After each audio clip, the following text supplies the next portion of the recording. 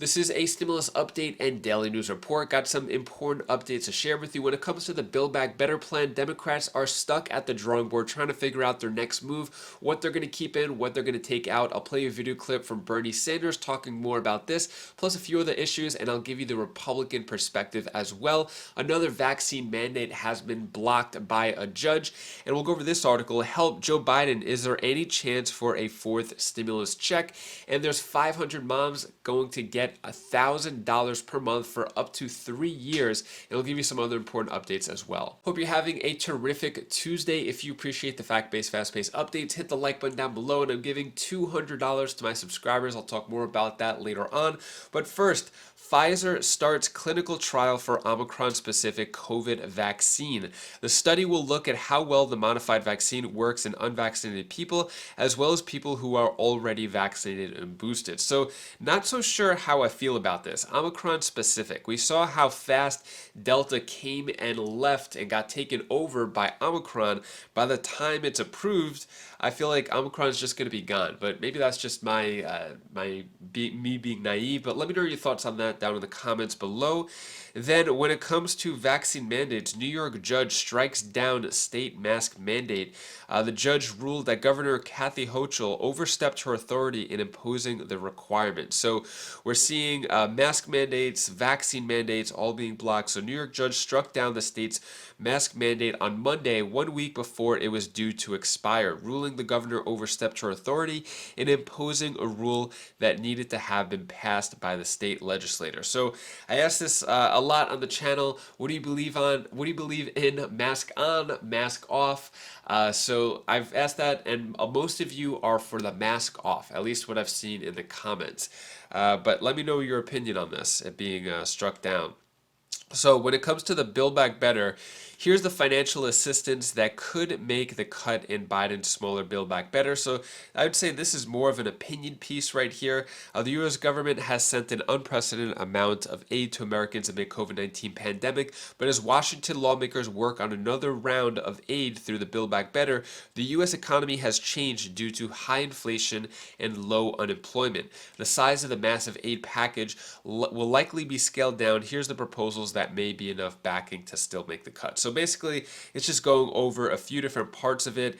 It's pure speculation at this point, but where we're at right now with the Build Back Better is Democrats are going to change the name of it. They're going to take a lot of stuff out. What the Democrats said that they want to keep in is climate, the child tax credit, and maybe a few other things like child care or daycare. So we'll see what happens with that. I'm surprised that it's actually taken them this long to relaunch it, especially since the inflation is so high, but unemployment is down. It's actually down, so maybe they're going to change a few things there.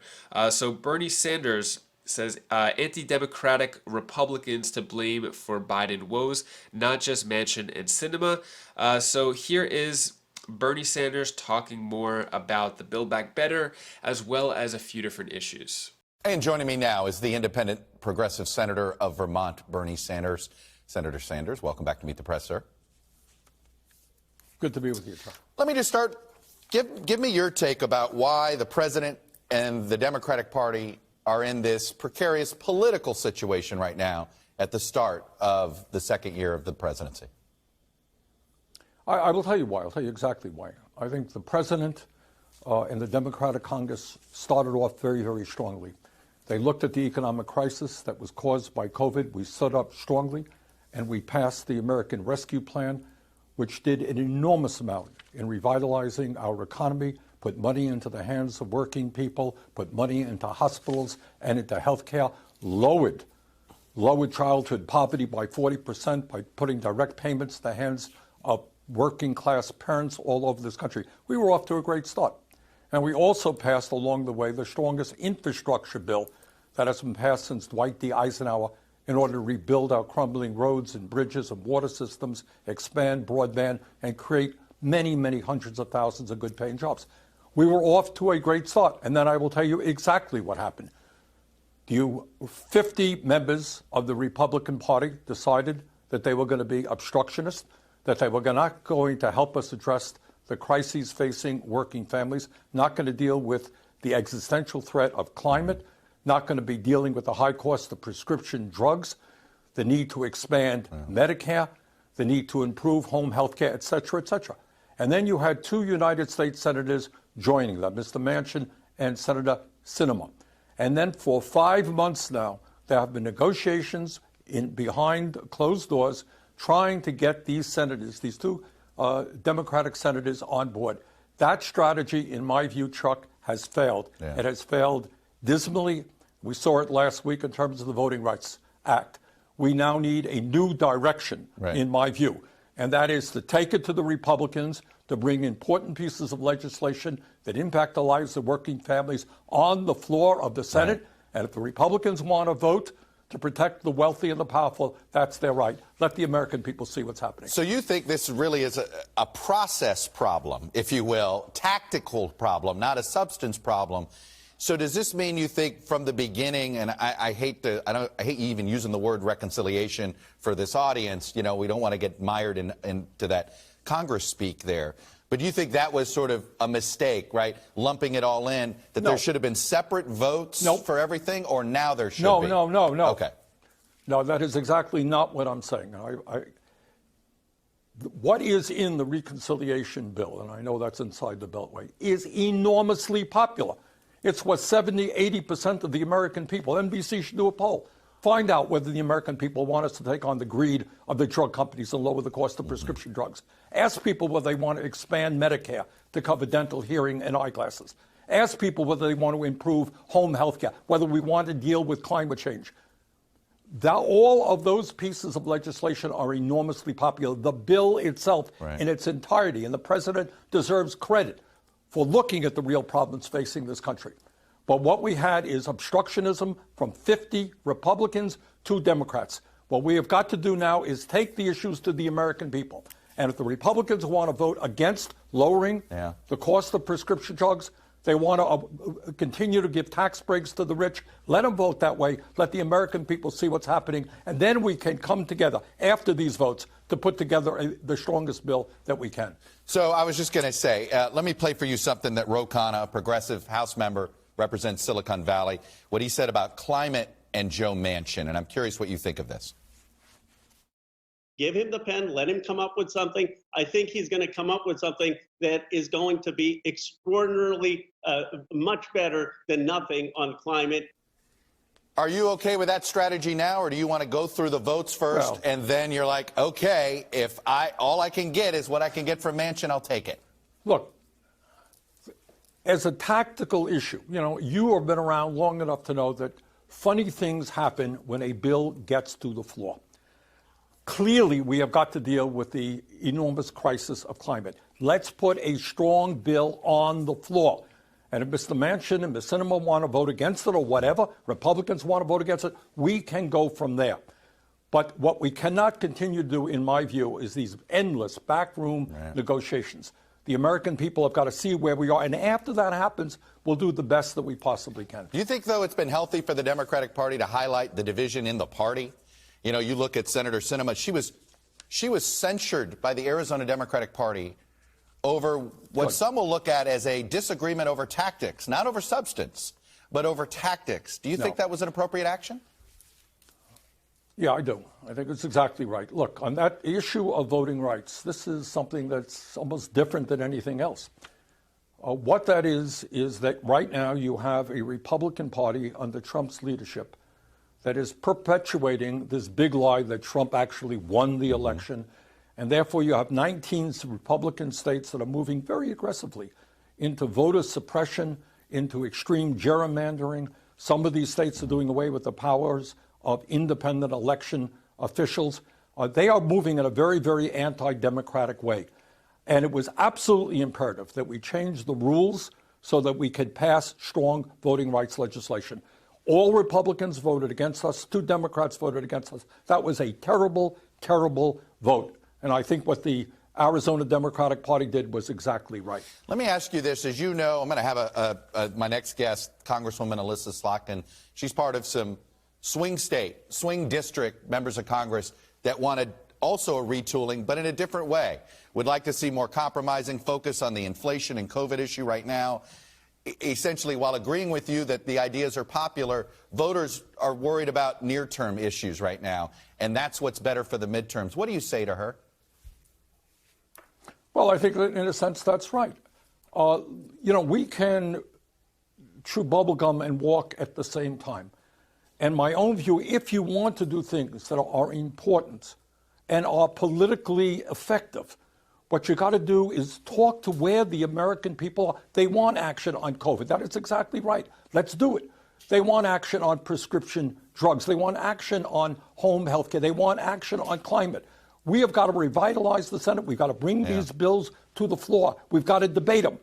And I think at the end of that debate, when we see how things shake out, we can then pass strong legislation which will help all Democratic candidates, because you have a Republican Party right now which is playing the obstructionist role. They stand for nothing except for wanting to cut Social Security, Medicare, and Medicaid. Very quickly, as perhaps the leading progressive voice in the Democratic coalition, can President Biden count on your vote in the Senate with almost any compromise he comes up with Manchin? No, you got to look at, no, absolutely not. You're going to have to look at what that so-called compromise is. If it's strong, if it protects the needs of working people, if it deals with climate, I'm there. But we have to look at the details of any proposal. So what are your thoughts on what Bernie Sanders said? Do you agree, disagree? Seems like Democrats are going through some tough issues within their party. And Bernie Sanders said that he will vote for Manchin and Sinema's opposing candidate for the re-election. Sorry, I just stumbled my words there for a moment. All right, so Leader McCarthy, one thing that resulted from the big spending bill that Democrats did when Joe Biden first took office, with the checks and the monthly payments for parents, is a likely reduction in poverty, and especially child poverty. What do you think of that? How important is that in the context of the other economic things you've been talking about, like inflation and labor shortages? You know what's interesting? You didn't mention what also happened with those checks? The Boston bomber got a check in jail. You know what the Republicans offered? To make sure that didn't happen. But the Democrats said no. The amount of waste, when you go back and see, offered going through, we believed we had the data to help those small businesses that need it to be able to stay open and go. But they chose to allow prisoners to have checks, and we think that's wrong. So what we're for is to make sure more people can work, more people have prosperity, more kids can go to school. Back to school, back to health, back to safety. It's pretty simple. We just hope the president would agree with that as well. next, help Joe Biden. Is there any chance for a fourth stimulus check? So it doesn't look like a general fourth stimulus check is going to happen. The enhanced child tax credit, which are seen by many an unofficial version of the highly sought after fourth stimulus check, seems dead and buried. So what was left of stimulus seems to be dead, like the child tax credit, which is what the Democrats really liked and really wanted to put more out of. That doesn't seem like it's coming back.